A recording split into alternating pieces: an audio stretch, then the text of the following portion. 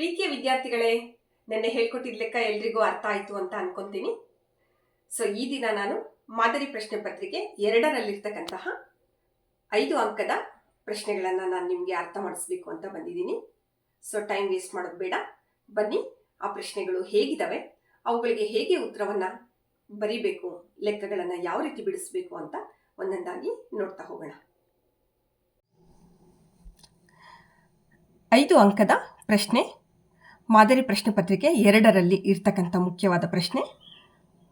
18 centimetre ಎತ್ತರ ಮತ್ತು 7 centimetre ಪಾದದ ವ್ಯಾಸವನ್ನು ಹೊಂದಿರುವ ಒಂದು ಮರದ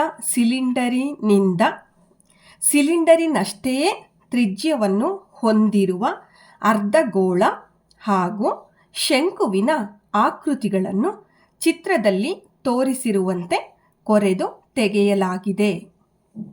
ಶಂಕುವಿನ ಎತ್ತರ 12 ಸೆಂಟಿಮೀಟರ್ ಆದರೆ ಉಂಟಾದ ಘನಾಕೃತಿಗೆ ಬಣ್ಣ ಹಚ್ಚಲು ಪ್ರತಿ ಸೆಂಟಿಮೀಟರ್ ಸ್ಕ್ವಯರ್ಗೆ $2.50 ಯಂತೆ ತಗಲುವ ವೆಚ್ಚವನ್ನು ಕಂಡುಹಿಡಿಯಿರಿ.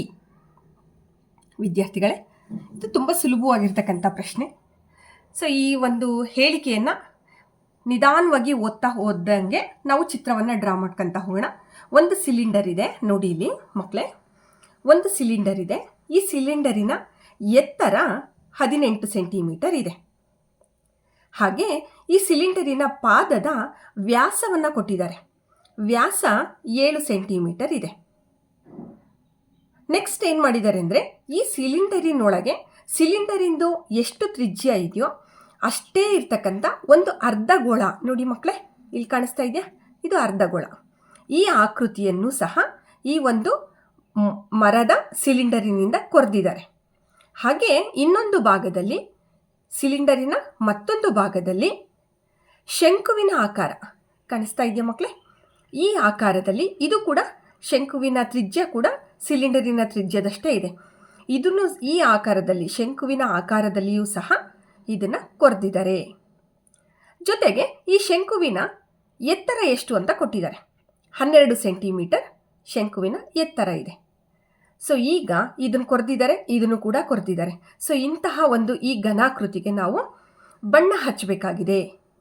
ಸೊ ಬಣ್ಣ ಹಚ್ಚಬೇಕಾದ್ರೆ ನಮಗೆ 1 ಸೆಂಟಿಮೀಟರ್ ಸ್ಕ್ವೇರ್ಗೆ $2.50 ಖರ್ಚಾದರೆ ಇಡೀ ಈ ಒಂದು ಘನಾಕೃತಿಗೆ ಬಣ್ಣ ಹಚ್ಚೋದಕ್ಕೆ ಎಷ್ಟು ರೂಪಾಯಿ ಖರ್ಚಾಗುತ್ತೆ ಅಂತ. ಸೊ ಮಕ್ಕಳೇ, ನಾವಿಲ್ಲಿ ಈ ಇಡೀ ಘನಾಕೃತಿಗೆ ಬಣ್ಣ ಹಚ್ಚಬೇಕು ಆಗಿರೋದ್ರಿಂದ ನಾವು ಈ ಒಂದು ಘನಾಕೃತಿಯ ಪೂರ್ಣ ಮೇಲ್ಮೈ ವಿಸ್ತೀರ್ಣವನ್ನು ನಾವು ಕಂಡುಹಿಡಿಬೇಕಾಗಿದೆ. ಸೊ ಅದಕ್ಕೋಸ್ಕರ ಏನೇನು ಕೊಟ್ಟಿದ್ದಾರೆ ಅಂತ ನೋಡ್ತಾ ಬರೋಣ. ಸೊ ಕೊಟ್ಟಿರೋ ಡಾಟಾವನ್ನು ಪಟ್ಟಿ ಮಾಡ್ತಾ ಹೋಗೋಣ. ವ್ಯಾಸ ಕೊಟ್ಟಿದ್ದಾರೆ. ವ್ಯಾಸ D 7 ಸೆಂಟಿಮೀಟರ್ ಇದೆ. ಮಕ್ಕಳೇ, ನಮ್ಗೆ ಗೊತ್ತಿದೆ ಅಲ್ವಾ, ತ್ರಿಜ್ಯ ವ್ಯಾಸದ ಅರ್ಧದಷ್ಟಿರುತ್ತದೆ. ಸೊ ಹಾಗಾಗಿ ತ್ರಿಜ್ಯ = ವ್ಯಾಸ D/2. ಸೊ 7/2, 7ರ ಅರ್ಧ 3.5 ಸೆಂಟಿಮೀಟರ್, 3.5 ಸೆಂಟಿಮೀಟರ್. ನೆಕ್ಸ್ಟು ಸಿಲಿಂಡರಿನ ಎತ್ತರ ಕೊಟ್ಟಿದ್ದಾರೆ. ಇದು ಮಕ್ಕಳೇ 18 ಸೆಂಟಿಮೀಟರ್ ಇದೆ.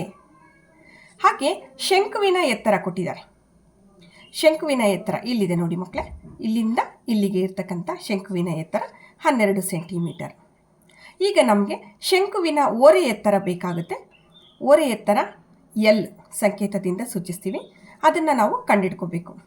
ಓರೆ ಎತ್ತರವನ್ನು ಕಂಡುಹಿಡಿಯೋದಕ್ಕೋಸ್ಕರ ನಮಗೆ ಒಂದು ಸೂತ್ರ ಗೊತ್ತಿದೆ, √h² + r². ಸೊ ಈಗ ಬೆಲೆಗಳನ್ನು ಆದೇಶ ಮಾಡೋಣ. h² ಅಂದರೆ ಶಂಕುವಿನ ಎತ್ತರ. ಶಂಕುವಿನ ಎತ್ತರ 12 ಸ್ಕ್ವೇರ್ ಇದೆ, ಪ್ಲಸ್ ಶಂಕುವಿನ ತ್ರಿಜ್ಯ 3.5 ಹೋಲ್ ಸ್ಕ್ವೇರ್. ಸೊ 12ರ ವರ್ಗ 144 ಪ್ಲಸ್ 3.5ರ ವರ್ಗ 12.25 ಕೂಡಿದ್ರೆ ನಮಗೆ √156.25 ಬರುತ್ತೆ. ಮಕ್ಕಳೇ, ಇದ್ರದ್ದು ನಾವು ವರ್ಗಮೂಲವನ್ನು ಕಂಡುಹಿಡಿಬೇಕು. ಇದರ ವರ್ಗಮೂಲ ಕಂಡುಹಿಡಿಯೋದಕ್ಕೆ ನೆನಪು ಮಾಡ್ಕೊಳ್ಳಿ, ನಾವು ದಶಮಾಂಶ ಬಿಂದುವಿನ ರೂಪದಲ್ಲಿರ್ತಕ್ಕಂಥ ವರ್ಗ ಸಂಖ್ಯೆಗಳನ್ನು ಭಾಗಾಕಾರ ವಿಧಾನದಿಂದ ವರ್ಗಮೂಲವನ್ನು ಕಂಡುಹಿಡಿತಾ ಇದ್ವಿ. ಸೊ ಅದನ್ನು 9ನೇ ತರಗತಿಯಲ್ಲಿ ಮತ್ತು 8ನೇ ತರಗತಿಯಲ್ಲಿ ಕೂಡ ನಾವು ಹೇಳ್ಕೊಟ್ಟಿರ್ತೀವಿ. ಅದನ್ನು ನೆನಪು ಮಾಡ್ಕೊಳ್ಳಿ ಮಕ್ಕಳೇ, ಆ ರೀತಿ ಕಂಡುಹಿಡಿರಿ. ಸೊ ನೋಡಿ, ನಾನು ಇಲ್ಲಿ ಕಂಡುಹಿಡ್ದಿದ್ದೀನಿ. ಈ ರೀತಿಯಾಗಿ ಮಾಡಿದ್ರೆ 156.25 ವರ್ಗಮೂಲ ನಮಗೆ 12.5 ಸಿಗುತ್ತೆ. ಮಕ್ಕಳೇ, ಇದು ನಮಗೆ ಬೇಕಾಗಿರ್ತಕ್ಕಂಥ ಶಂಕುವಿನ ಓರೆ ಎತ್ತರ 12.5 ಸೆಂಟಿಮೀಟರ್ ಬಂತು. ಈಗ ಈ ಘನಾಕೃತಿಯ ಪೂರ್ಣ ಮೇಲ್ಮೈ ವಿಸ್ತೀರ್ಣವನ್ನು ಕಂಡುಹಿಡಿತಾ ಹೋಗೋಣ. ಸೊ ನೋಡಿ ಮಕ್ಕಳೇ, ಇಲ್ಲಿ ಈ ಘನಾಕೃತಿ ಇದೆ. ಈ ಘನಾಕೃತಿಯಲ್ಲಿ ಪೂರ್ಣ ಮೇಲ್ಮೈ ವಿಸ್ತೀರ್ಣ ಕಂಡುಹಿಡಿಬೇಕಾದ್ರೆ ನಮಗೆ ಸಿಲಿಂಡರಿನ ಪಾರ್ಶ್ವ ಮೇಲ್ಮೈ ವಿಸ್ತೀರ್ಣ ಬೇಕು, ಪ್ಲಸ್ ಶಂಕುವಿನ ಪಾರ್ಶ್ವ ಮೇಲ್ಮೈ ವಿಸ್ತೀರ್ಣ ಬೇಕು, ಪ್ಲಸ್ ಅರ್ಧ ಗೋಳದ ಪಾರ್ಶ್ವ ಮೇಲ್ಮೈ ವಿಸ್ತೀರ್ಣ ಬೇಕು. ಸೊ ಈ ಎಲ್ಲ ಸಿಲಿಂಡರು, ಶಂಕು ಮತ್ತು ಅರ್ಧಗೋಳದ ಪಾರ್ಶ್ವ ಮೇಲ್ಮೈ ವಿಸ್ತೀರ್ಣಗಳನ್ನು ಕೂಡಿದ್ರೆ ನಮಗೆ ಇಡೀ ಘನಾಕೃತಿಯ ಪೂರ್ಣ ಮೇಲ್ಮೈ ವಿಸ್ತೀರ್ಣ ಸಿಗತ್ತೆ. ಸೊ ಒಂದೊಂದಾಗಿ ಸೂತ್ರಗಳನ್ನು ಬರ್ಕೋತಾ ಹೋಗೋಣ. ಸಿಲಿಂಡರಿನ ಪಾರ್ಶ್ವ ಮೇಲ್ಮೈ ವಿಸ್ತೀರ್ಣ 2πRh ಪ್ಲಸ್ ಶಂಕುವಿನ ಪಾರ್ಶ್ವ ಮೇಲ್ಮೈ ವಿಸ್ತೀರ್ಣ πRL ಪ್ಲಸ್ ಅರ್ಧಗೋಳದ ಪಾರ್ಶ್ವ ಮೇಲ್ಮೈ ವಿಸ್ತೀರ್ಣ 2πr². ಮಕ್ಕಳೇ, ಇದರಲ್ಲಿ ಪೈ ಇದೆ ಎಲ್ಲದರಲ್ಲೂ, ಹಾಗೆ ಆರ್ ಕೂಡ ಇದೆ. ಸೊ ಹಾಗಾಗಿ ಅದನ್ನು ಕಾಮನ್ ಫ್ಯಾಕ್ಟರ್ ತೆಗೆಯೋಣ. ಸೊ πr ಕಾಮನ್ ಫ್ಯಾಕ್ಟರ್ ತೆಗೆದ್ರೆ ಉಳಿದಿರೋದನ್ನು ಬರ್ಕೊಳ್ಳೋಣ. 2h ನೋಡಿ ಮಕ್ಕಳೇ, ಸಿಲಿಂಡರಿಂದು ಪ್ಲಸ್ πr ಹೋಗಿದೆ, ಎಲ್ಲಿ ಉಳ್ಕೊಳ್ಳುತ್ತೆ, ಪ್ಲಸ್ 2r² 1 r ಉಳ್ಕೊಳ್ಳುತ್ತೆ. ಸೊ ಈಗ ನಿಧಾನವಾಗಿ ಬೆಲೆಗಳನ್ನು ಆದೇಶ ಮಾಡ್ತಾ ಹೋಗೋಣ. ಪೈನ ಬೆಲೆ ಆದೇಶ ಮಾಡೋಣ. 22/7 ಇಂಟು ತ್ರಿಜ್ಯ 3.5. ಈಗ ಬ್ರಾಕೆಟಲ್ಲಿರ್ತಕ್ಕಂಥದ್ದಕ್ಕೆ ವ್ಯಾಲ್ಯೂಗಳನ್ನು ಸಬ್ಸ್ಟಿಟ್ಯೂಟ್ ಮಾಡೋಣ. 2 ಇಂಟು ಹೆಚ್. ಹೆಚ್ ಅಂದರೆ ಇದು ಸಿಲಿಂಡರಿನ ಪಾರ್ಶ್ವ ಮೇಲ್ಮೈ ವಿಸ್ತೀರ್ಣ ಆಗಿರೋದ್ರಿಂದ ಸಿಲಿಂಡರಿಂದು 18 ಸೆಂಟಿಮೀಟರ್ ಎತ್ತರ ಇದೆ, ಪ್ಲಸ್ ಓರೆ ಎತ್ತರ 12.5 ಸೆಂಟಿಮೀಟರ್, ಪ್ಲಸ್ 2 ಇಂಟು ತ್ರಿಜ್ಯ 3.5. ಇದನ್ನು ನಿಧಾನವಾಗಿ ಸಂಕ್ಷೇಪಿಸಿ. ಸೊ ಈಗ ಇದನ್ನು 7ರಿಂದ ಭಾಗಿಸಿದ್ರೆ ಇದನ್ನು 35 ಅಂದ್ಕೊಳ್ಳಿ. 7 1 7 5 35. ಸೊ 1 ಡಿಜಿಟ್ ಬಿಟ್ಬಿಟ್ಟು ಪಾಯಿಂಟ್ ಇಟ್ಟರೆ 0.5. So 22 into 0.5. 18 2 36 plus 12 plus 3.5 into 2ನ್ನು ಗುಣಿಸಿದ್ರೆ ನಮಗೆ 7 ಬರುತ್ತೆ. ಸೊ 22 ಇಂಟು 0.5ನ ಗುಣಾಕಾರ ಮಾಡಿದ್ರೆ 11 ಇಂಟು ಇವೆಲ್ಲವನ್ನು ಕೂಡಿಕೊಂಡ್ರೆ ನಮಗೆ 55.5 ಬರುತ್ತೆ.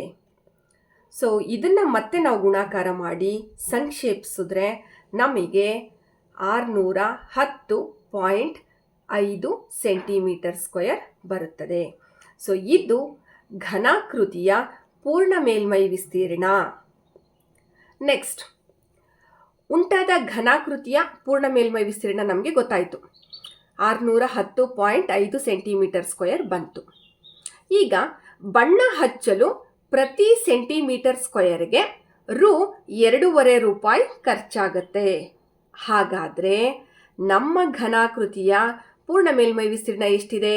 610.5 ಸೆಂಟಿಮೀಟರ್²ಗೆ ಬಣ್ಣ ಹಚ್ಚಲು ತಗಲುವ ವೆಚ್ಚ, ಅವೆರಡನ್ನು ಗುಣಾಕಾರ ಮಾಡಬೇಕು ಮಕ್ಕಳೇ. 610.5 ಇಂಟು 2.50. ಇವೆರಡನ್ನು ಗುಣಾಕಾರ ಮಾಡಿದ್ರೆ ನಮಗೆ ₹1,526.25 ಖರ್ಚಾಗತ್ತೆ. ಮಕ್ಕಳೇ, ಈ ರೀತಿಯಾಗಿ ನಾವು ಈ ಒಂದು ಸಮಸ್ಯೆಯನ್ನು ಬಿಡಿಸ್ಬೇಕಾಗತ್ತೆ. ತುಂಬ ಈಸಿ ಇದೆ. ನಿಧಾನವಾಗಿ ಯೋಚನೆ ಮಾಡ್ತಾ ಹೋದರೆ ಸುಲಭವಾಗಿ ನಾವು ಲೆಕ್ಕವನ್ನು ಬಿಡಿಸ್ಬೋದು.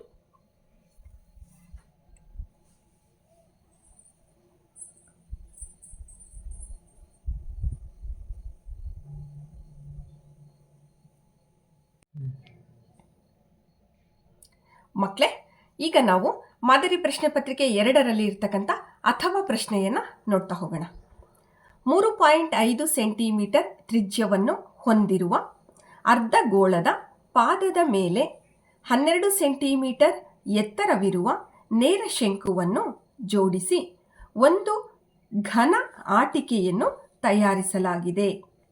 ಈ ಆಟಿಕೆಯನ್ನು ಸಂಪೂರ್ಣವಾಗಿ ನೀರು ತುಂಬಿದ ಗಾಜಿನ ಸಿಲಿಂಡರಿನಾಕಾರದ ಪಾತ್ರೆಯ ಒಳಗೆ ಚಿತ್ರದಲ್ಲಿ ತೋರಿಸಿರುವಂತೆ ಮುಳುಗಿಸಿದೆ. ಸಿಲಿಂಡರಿನ ವ್ಯಾಸ 14 ಸೆಂಟಿಮೀಟರ್ ಆಗಿದ್ದು, ಸಿಲಿಂಡರಿನ ಎತ್ತರ ಮತ್ತು ಆಟಿಕೆಯ ಎತ್ತರಗಳು ಸಮನಾಗಿದ್ದರೆ ಸಿಲಿಂಡರಿನಲ್ಲಿ ಉಳಿಯುವ ನೀರಿನ ಪ್ರಮಾಣವನ್ನು ಹಾಗೂ ಆಟಿಕೆಯ ಒಟ್ಟು ಮೇಲ್ಮೈ ವಿಸ್ತೀರ್ಣವನ್ನು ಕಂಡುಹಿಡಿಯಿರಿ. ಮಕ್ಕಳೇ, ಇದು ಪ್ರಶ್ನೆ. ನೋಡಿ, ಇಲ್ಲಿ ಚಿತ್ರ ಇದೆ. ಇದು ಅರ್ಧಗೋಳ.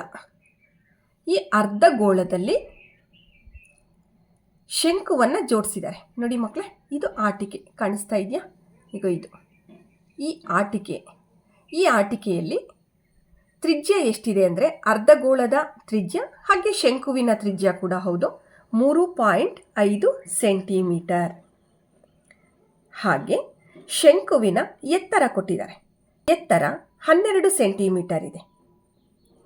ಜೊತೆಗೆ ಈ ಗಾಜಿನ ಸಿಲಿಂಡರಿನ ವ್ಯಾಸ ಕೊಟ್ಟಿದ್ದಾರೆ 14 ಸೆಂಟಿಮೀಟರ್. ಈಗ ನಾವು ಈ ಆಟಿಕೆಯನ್ನು ಈ ಸಿಲಿಂಡರಿನೊಳಗೆ ಮುಳುಗಿಸಿದಾಗ ಆಟಿಕೆಯ ಒಟ್ಟು ಮೇಲ್ಮೈ ವಿಸ್ತೀರ್ಣ ಎಷ್ಟು, ಹಾಗೆ ನೀರು ಕೂಡ ಇದೆ ಇದ್ರ ಜೊತೆಗೆ, ಈ ಸಿಲಿಂಡರಿನ ಒಳಗೆ ಇರ್ತಕ್ಕಂಥ ನೀರಿನ ಪ್ರಮಾಣ ಎಷ್ಟು ಅನ್ನೋದನ್ನು ನಾವೀಗ ಕಂಡುಹಿಡಿಬೇಕಾಗಿದೆ. ಸೊ ಬನ್ನಿ, ಕೊಟ್ಟಿರ್ತಕ್ಕಂಥ ದತ್ತಾಂಶವನ್ನು ಪಟ್ಟಿ ಮಾಡ್ತಾ ಹೋಗೋಣ. ಅರ್ಧಗೋಳದ ತ್ರಿಜ್ಯ ಕೊಟ್ಟಿದ್ದಾರೆ. R is equal to 3.5 centimetre. ಶಂಕುವಿನ ತ್ರಿಜ್ಯ, ಅರ್ಧಗೋಳದ ತ್ರಿಜ್ಯ ಏನಿದೆಯೋ ಅದೇ ಶಂಕುವಿನ ತ್ರಿಜ್ಯ ಕೂಡ ಹೌದು, 3.5 ಸೆಂಟಿಮೀಟರ್. ಶಂಕುವಿನ ಎತ್ತರ ಕೊಟ್ಟಿದ್ದಾರೆ, ಹೆಚ್ 12 ಸೆಂಟಿಮೀಟರ್. ಈಗ ನಾವು ಮಕ್ಕಳೇ ಶಂಕುವಿನ ಒರೆ ಎತ್ತರವನ್ನು ಕಂಡುಹಿಡ್ಕೋಬೇಕು. ಒರೆ ಎತ್ತರ ಕಂಡುಹಿಡಿಯೋದಕ್ಕೆ ನಮ್ಮ ಹತ್ರ ಇರೋ ಸೂತ್ರ L is equal to square root of H square plus R square. Hದು ಬೆಲೆ 12 ಸ್ಕ್ವಯರ್ ಪ್ಲಸ್ 3.5 ಹೋಲ್ ಸ್ಕ್ವಯರ್. 12ರ ವರ್ಗ 144 ಪ್ಲಸ್ 3.5ರ ವರ್ಗ 12.25. ಇವೆರಡನ್ನು ಕೂಡಿದ್ರೆ ನಮಗೆ 156.25 ಬರುತ್ತೆ. ಮಕ್ಕಳೇ, ಈ ಒಂದು ವರ್ಗ ಸಂಖ್ಯೆಯನ್ನು ನಾವು ಭಾಗಾಕಾರ ವಿಧಾನದಿಂದ ಇದರ ವರ್ಗಮೂಲವನ್ನು ಕಂಡುಹಿಡಿದ್ರೆ ನಮಗೆ 12.5 ಸಿಗುತ್ತೆ. ಇದು ಶಂಕುವಿನ ಓರೆ ಎತ್ತರ ಆಗಿರುತ್ತೆ. ಶಂಕುವಿನ ಓರೆ ಎತ್ತರ L is equal to 12.5 centimetre. ಈಗ ಆಟಿಕೆಯ ಒಟ್ಟು ಮೇಲ್ಮೈ ವಿಸ್ತೀರ್ಣ ಎಷ್ಟು ಅಂತ ಕಂಡುಹಿಡ್ಕೊಳ್ಳೋಣ. ಆಟಿಕೆಯಲ್ಲಿ ಇರ್ತಕ್ಕಂಥದ್ದು ಒಂದು ಅರ್ಧಗೋಳ ಇದೆ, ಇನ್ನೊಂದು ಶಂಕು ಇದೆ. ಸೊ ಹಾಗಾಗಿ ನಾವು ಶಂಕುವಿನ ಪಾರ್ಶ್ವ ಮೇಲ್ಮೈ ವಿಸ್ತೀರ್ಣ ಕಂಡುಹಿಡಿಬೇಕು. ಹಾಗೆ ಅರ್ಧಗೋಳದ ಪಾರ್ಶ್ವ ಮೇಲ್ಮೈ ವಿಸ್ತೀರ್ಣವನ್ನು ಕಂಡುಹಿಡಿದ್ರೆ ನಮಗೆ ಆಟಿಕೆಯ ಒಟ್ಟು ಮೇಲ್ಮೈ ವಿಸ್ತೀರ್ಣ ಎಷ್ಟು ಅಂತ ಸಿಗುತ್ತೆ. ಸೊ ಆಟಿಕೆಯ ಒಟ್ಟು ಮೇಲ್ಮೈ ವಿಸ್ತೀರ್ಣ ಇಸ್ ಈಕ್ವಲ್ ಟು ಶಂಕುವಿನ ಪಾರ್ಶ್ವ ಮೇಲ್ಮೈ ವಿಸ್ತೀರ್ಣ ಪ್ಲಸ್ ಅರ್ಧಗೋಳದ ಪಾರ್ಶ್ವ ಮೇಲ್ಮೈ ವಿಸ್ತೀರ್ಣ. ಸೊ πRL ಶಂಕುವಿನ ಪಾರ್ಶ್ವ ಮೇಲ್ಮೈ ವಿಸ್ತೀರ್ಣ ಪ್ಲಸ್ ಅರ್ಧಗೋಳದ್ದು 2πr ಸ್ಕ್ವಯರ್. ಸೊ ನಿಧಾನವಾಗಿ ಬೆಲೆಗಳನ್ನು ಆದೇಶ ಮಾಡ್ತಾ ಹೋಗೋಣ. ಪೈನ ಬೆಲೆ 22/7 ಇಂಟು ಆರ್ 3.5 ಇಂಟು ಓರೆ ಎತ್ತರ 12.5 ಪ್ಲಸ್ 2 ಇಂಟು ಪೈನ ಬೆಲೆ ಇಂಟು 3.5 ಇಂಟು 3.5 ತ್ರಿಜ್ಯ ಆರ್ ಸ್ಕ್ವಯರ್. ಸೊ ನಿಧಾನವಾಗಿ ಕ್ಯಾನ್ಸಲ್ ಮಾಡಿ. 7 1 7 5 ಸೊ 0.5. ಸೇಮ್ ಇಲ್ಲೂ ಅಷ್ಟೇ, 7 1 7 5 35 0.5 ಬರುತ್ತೆ. ಸೊ 22 ಇಂಟು 0.5 ಇಂಟು 12.5ನ್ನು ಗುಣಿಸಿದ್ರೆ ನಮಗೆ 137.5 ಬರುತ್ತೆ. ಪ್ಲಸ್ 2 ಇಂಟು 22 ಇಂಟು 0.5 ಇಂಟು 3.5ನ್ನು ಗುಣಾಕಾರ ಮಾಡಿದ್ರೆ ನಮಗೆ 77 ಬರುತ್ತೆ. ಇವೆರಡನ್ನು ಕೂಡಿದ್ರೆ ಒಟ್ಟಾರೆಯಾಗಿ ನಮಗೆ 214.5 5 ಸೆಂಟಿಮೀಟರ್ ಸ್ಕ್ವಯರ್ ಸಿಗುತ್ತೆ. ಮಕ್ಕಳೇ, ಇದು ಆಟಿಕೆಯ ಒಟ್ಟು ಮೇಲ್ಮೈ ವಿಸ್ತೀರ್ಣ. ಈಗ ಸಿಲಿಂಡರಿನ ಎತ್ತರ ಬೇಕಾಗುತ್ತೆ ನಮಗೆ. ಸಿಲಿಂಡರಿನ ಎತ್ತರ ಮಕ್ಕಳೇ ನೋಡಿ, ಇಲ್ಲಿ ಅರ್ಧಗೋಳ ಇದೆ, ಅಲ್ಲಿಂದ ಮೇಲೆ ಶಂಕು ಇದೆ. ಶಂಕುವಿನ ಎತ್ತರ ಕೊಟ್ಟಿದ್ದಾರೆ 12 ಸೆಂಟಿಮೀಟ್ರು. ಹಾಗೆ ಅರ್ಧಗೋಳದ ಎತ್ತರ ಎಷ್ಟಿದೆ ಅಂತಂದರೆ ಅದರ ತ್ರಿಜ್ಯ ಎಷ್ಟಿರುತ್ತೋ ಅಷ್ಟೇ ಇರುತ್ತೆ. ಸೊ 3.5. ಸೊ ಹಾಗಾಗಿ ಸಿಲಿಂಡರಿನ ಒಟ್ಟು ಎತ್ತರ ಏನಾಗುತ್ತಪ್ಪ ಅಂದರೆ ಶಂಕುವಿನ ಎತ್ತರ ಪ್ಲಸ್ ಅರ್ಧಗೋಳದ ಎತ್ತರ 2 ಕೂಡಿ 12 ಪ್ಲಸ್ 3.5 15.5 ಸೆಂಟಿಮೀಟರ್ ಸಿಲಿಂಡರಿನ ಎತ್ತರ ಸಿಗುತ್ತೆ. ಸೊ ಈಗ ಮಕ್ಕಳೇ, ಸಿಲಿಂಡರ್ನಲ್ಲಿರುವ ನೀರಿನ ಪ್ರಮಾಣ ಎಷ್ಟು ಅಂತ ಕಂಡುಹಿಡಿಬೇಕು. ನೋಡಿ ಮಕ್ಕಳೇ, ಇದು ಸಿಲಿಂಡರ್, ಇದರೊಳಗೆ ನೀರು ಸಹ ಇದೆ, ಹಾಗೆ ಆಟಿಕೆ ಸಹ ಇದೆ. ಸೊ ನಮಗೆ ನೀರಿನ ಪ್ರಮಾಣ ಎಷ್ಟು ಅಂತ ಬೇಕು ಅಂದರೆ ಸಿಲಿಂಡರಿನ ಒಟ್ಟು ಘನಫಲ ಬೇಕು ನಮಗೆ. ಆ ಒಟ್ಟು ಘನಫಲದಿಂದ ಶಂಕುವಿನ ಘನಫಲ ಮತ್ತು ಅರ್ಧಗೋಳದ ಘನಫಲವನ್ನು ಕಳೆದ್ರೆ ನಮಗೆ ಸಿಲಿಂಡರಿನಲ್ಲಿ ಇರ್ತಕ್ಕಂಥ ನೀರು ಎಷ್ಟು ಅಂತ ಗೊತ್ತಾಗುತ್ತೆ. ಸೊ ಹಾಗಾಗಿ ಸಿಲಿಂಡರ್ನಲ್ಲಿರುವ ನೀರಿನ ಪ್ರಮಾಣ ಈಸ್ ಈಕ್ವಲ್ ಟು ಸಿಲಿಂಡರಿನ ಘನಫಲ ಮೈನಸ್ ಶಂಕುವಿನ ಘನಫಲ ಮೈನಸ್ ಅರ್ಧಗೋಳದ ಘನಫಲ πr² h minus 3/1 πr² h minus 3/2 πr³. So ಬೆಲೆಗಳನ್ನು ನಿಧಾನವಾಗಿ ಆದೇಶ ಮಾಡೋಣ. ಪೈನ ಬೆಲೆ 22/7 ಇಂಟು ತ್ರಿಜ್ಯ, ಸಿಲಿಂಡರಿನ ತ್ರಿಜ್ಯ ಇದು, ವ್ಯಾಸ ಕೊಟ್ಟಿದ್ರಲ್ಲ 14 ಸೆಂಟಿಮೀಟ್ರು, ಅದರಲ್ಲಿ ಅರ್ಧ 7. ಸೊ ಹಾಗಾಗಿ ಸಿಲಿಂಡರಿನ ತ್ರಿಜ್ಯ 7 ಇಂಟು 7 ಇಂಟು ಸಿಲಿಂಡರಿನ ಎತ್ತರ 15.5 ಮೈನಸ್ 3/1 ಇಂಟು 22/7 ಇಂಟು ಶಂಕುವಿನ ತ್ರಿಜ್ಯ 3.5 ಇಂಟು 3.5 ಇಂಟು ಎತ್ತರ 12 ಮೈನಸ್ ಅರ್ಧಗೋಳದ ಘನಫಲ 3/2 into 7/22 into 3.5 whole cube. So 7 cancel ಆಗುತ್ತೆ, ಉಳಿದಿದ್ದು 22 ಇಂಟು 7 ಇಂಟು 15.5 ಮೈನಸ್ ಇಲ್ಲಿ ನೋಡಿ 3 1 3 3 4 12 7 1 7 5 35. So 0.5. So remaining 22 into 0.5 into 3.5 into 4 minus 3/2 into 7/22 into 3.5 ಘನ 42.8. ಸೊ ಇದು ಅಷ್ಟನ್ನು ಗುಣಾಕಾರ ಮಾಡಿದ್ರೆ ನಮಗೆ 2387 ಬರುತ್ತೆ. ಮೈನಸ್ ಇದೆಲ್ಲವನ್ನು ಗುಣಾಕಾರ ಮಾಡಿದ್ರೆ 154 ಬರುತ್ತೆ. ಮೈನಸ್ ಇದೆಲ್ಲವನ್ನು ನಾವು ಸಂಕ್ಷೇಪಿಸಿದ್ರೆ ನಮಗೆ 89.833 ಬರುತ್ತೆ. 387 ಮೈನಸ್ ಇವೆರಡನ್ನು ಕೂಡಿದಾಗ ಬಂದಿದ್ದು 243.833. ಮಕ್ಕಳೇ, ಇದರಿಂದ ಇದನ್ನು ಕಳೆದಾಗ ನಮಗೆ 2143.17 ಸಿಗುತ್ತೆ ಸೆಂಟಿಮೀಟರ್ ಕ್ಯೂಬ್. ಸೊ ಇದು ಸಿಲಿಂಡರ್ನಲ್ಲಿ ಉಳಿಯುವ ನೀರಿನ ಪ್ರಮಾಣ 2143.17 ಘನ ಸೆಂಟಿಮೀಟರ್. ಸೊ ಈ ರೀತಿ ಮಕ್ಕಳೇ ನಾವು ಈ ಸಮಸ್ಯೆಗಳನ್ನು ಬಿಡಿಸ್ತಾ ಹೋಗ್ತೀವಿ. ನಿಮಗೆ ಅರ್ಥ ಆಯಿತು ಅಂದ್ಕೊತೀನಿ. ಸೊ ನಾಳೆ ನಿಮಗೆ ಮಾದರಿ ಪ್ರಶ್ನೆ ಪತ್ರಿಕೆ 3ರಲ್ಲಿ ಇರ್ತಕ್ಕಂಥ ಲೆಕ್ಕಗಳನ್ನು ತಗೊಂಡು ಬರ್ತೀನಿ.